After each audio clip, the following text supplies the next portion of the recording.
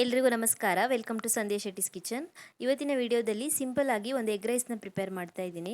ಇದಕ್ಕೆ ನಾನು ಯಾವುದೇ ರೀತಿ ವೆಜಿಟೇಬಲ್ಸ್ನ ಯೂಸ್ ಮಾಡಿಲ್ಲ, ಹಾಗೆ ಯಾವುದೇ ಸಾಸ್ಗಳನ್ನು ಯೂಸ್ ಮಾಡಿಲ್ಲ. ಅಡುಗೆ ಮನೆಯಲ್ಲಿ ಡೈಲಿ ಬಳಸುವಂಥ ಸಾಮಗ್ರಿಗಳನ್ನು ಯೂಸ್ ಮಾಡಿಬಿಟ್ಟು ಬಹಳ ಸಿಂಪಲ್ ಆಗಿ ಮಾಡ್ಕೊಳ್ಬೋದು ಇದನ್ನು. ಹಾಗೆಯೇ ಇದರ ರುಚಿ ಕೂಡ ತುಂಬಾ ಚೆನ್ನಾಗಿ ಬರುತ್ತೆ. ರೆಸಿಪಿ ಶುರು ಮಾಡೋದಕ್ಕಿಂತಲೂ ಮುಂಚೆ ನೀವು ನನ್ನ ಚಾನಲ್ಗೆ ಇನ್ನೂ ಸಬ್ಸ್ಕ್ರೈಬ್ ಮಾಡಿಲ್ಲ ಅಂದರೆ ಇವಾಗಲೇ ಸಬ್ಸ್ಕ್ರೈಬ್ ಮಾಡ್ಕೊಳ್ಳಿ. ಹಾಗೆಯೇ ಬೆಲ್ ಐಕಾನನ್ನು ಪ್ರೆಸ್ ಮಾಡಿಬಿಟ್ಟು ನೋಟಿಫಿಕೇಷನನ್ನು ಆನ್ ಮಾಡ್ಕೊಳ್ಳಿ. ಮೊದಲಿಗೆ ಮೊಟ್ಟೆನ ಫ್ರೈ ಮಾಡ್ಕೊಳ್ಳೋಣ. ಮೊಟ್ಟೆ ಫ್ರೈ ಮಾಡ್ಕೊಳ್ಳೋದಕ್ಕೆ ನಾನಿಲ್ಲಿ ಒಂದು ಬಾಣಲಿನ ಕಾಯಿಸ್ಬಿಟ್ಟು ಅದಕ್ಕೆ ಒಂದು 2 ಚಮಚ ಆಗೋಷ್ಟು ಎಣ್ಣೆನ ಸೇರಿಸ್ಕೊಳ್ತಾ ಇದ್ದೀನಿ. ಎಣ್ಣೆ ಚೆನ್ನಾಗಿ ಕಾದ್ಮೇಲೆ ಅದಕ್ಕೆ 2 ಮೊಟ್ಟೆಗಳನ್ನು ಒಡೆದ್ಬಿಟ್ಟು ಸೇರಿಸ್ಕೊಳ್ತಾ ಇದ್ದೀನಿ. ಇವಾಗ ಇದಕ್ಕೆ 2 ರಿಂದ 3 ಚಿಟಿಕೆ ಆಗುವಷ್ಟು ಕಾಳು ಮೆಣಸಿನ ಪುಡಿ, ಬ್ಲ್ಯಾಕ್ ಪೆಪ್ಪರ್ ಪೌಡರ್, ಹಾಗೆಯೇ 2 ರಿಂದ 3 ಚಿಟಿಕೆ ಆಗುವಷ್ಟು ಉಪ್ಪನ್ನು ಸೇರಿಸ್ಕೊಳ್ಬೇಕು. ಉಪ್ಪು ಮತ್ತು ಮೆಣಸಿನ ಪುಡಿ ಸೇರಿಸಿದ ಮೇಲೆ ಚೆನ್ನಾಗಿ ಫ್ರೈ ಮಾಡ್ಕೊಳ್ಳಿ. ನಾರ್ಮಲ್ ಆಗಿ ನಾವು ಎಗ್ ಬುರ್ಜಿ ಎಲ್ಲ ಮಾಡ್ತೀವಲ್ವ, ಅದೇ ಥರ ಚೆನ್ನಾಗಿ ಫ್ರೈ ಮಾಡ್ಕೊಳ್ಬೇಕು. 1 ನಿಮಿಷದವರೆಗೂ ಹಾಗೆಯೇ ಫ್ರೈ ಮಾಡ್ಕೊಳ್ಳಿ. 1 ನಿಮಿಷ ಚೆನ್ನಾಗಿ ಫ್ರೈ ಮಾಡ್ಕೊಂಡ್ಮೇಲೆ ಇದನ್ನ ಎತ್ತಿಡಬೇಕು ಸಪ್ರೇಟಾಗಿ. ಪಾತ್ರೆಯಿಂದ ರಿಮೂವ್ ಮಾಡಿಬಿಟ್ಟು ಸಪ್ರೇಟಾಗಿ ಎತ್ತಿಟ್ಕೊಳ್ಬೇಕು. ನಂತರ ಕೊನೆಯದಾಗಿ ಎಗ್ ರೈಸ್ಗೆ ಇದನ್ನ ಆ್ಯಡ್ ಮಾಡ್ಕೊಳ್ಬೇಕು. ಸಪ್ರೇಟಾಗಿ ಎತ್ತಿಟ್ಕೊಳ್ಳಿ.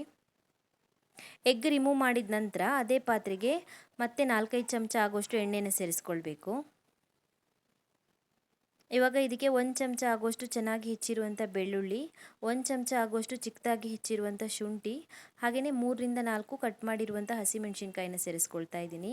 ನಾನು ಕಡಿಮೆ ಖಾರ ಇರುವಂಥ ಹಸಿಮೆಣಸಿನ್ಕಾಯಿನ ಸೇರಿಸ್ಕೊಂಡಿದ್ದೀನಿ. ಜಾಸ್ತಿ ಖಾರ ಇರೋದಾದರೆ 2 ಹಸಿಮೆಣಸಿನ್ಕಾಯಿ ಸೇರಿಸಿದ್ರೆ ಸಾಕಾಗುತ್ತೆ. ಹಾಗೆಯೇ ಇದಕ್ಕೆ 1 ಚೆನ್ನಾಗಿ ಹೆಚ್ಚಿರುವಂಥ ಈರುಳ್ಳಿ, ಅರ್ಧ ಚಮಚ ಆಗೋಷ್ಟು ಶುಂಠಿ ಬೆಳ್ಳುಳ್ಳಿ ಪೇಸ್ಟನ್ನು ಸೇರಿಸ್ಕೊಳ್ಬೇಕು.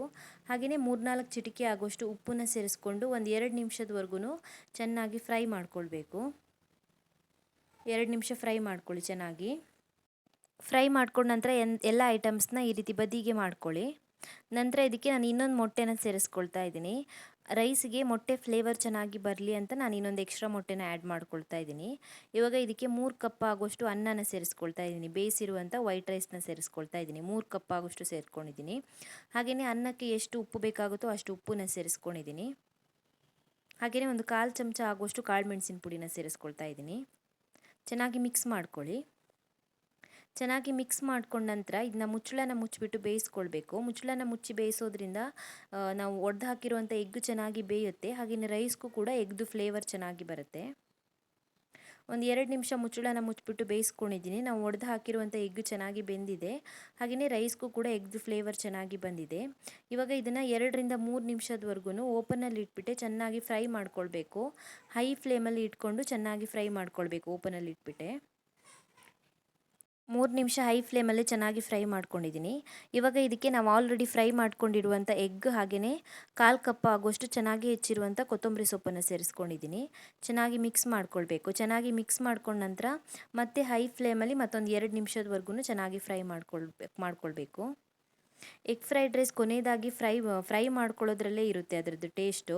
ಜಾಸ್ತಿ ಹೊತ್ತು ಫ್ರೈ ಮಾಡ್ಕೊಳ್ಬೇಕಾಗುತ್ತೆ. ಫ್ರೈ ಮಾಡ್ಕೊಳ್ಳೋದ್ರಲ್ಲೇ ಅದರ ಟೇಸ್ಟ್ ಗೊತ್ತಾಗುತ್ತೆ ಡಿಫ್ರೆನ್ಸು. ಸೊ ರೆಡಿಯಾಗಿದೆ. ಇವಾಗ ಟೋಟಲಾಗಿ ನಾನೊಂದು 5 ನಿಮಿಷ ಫ್ರೈ ಮಾಡ್ಕೊಂಡಿದ್ದೀನಿ.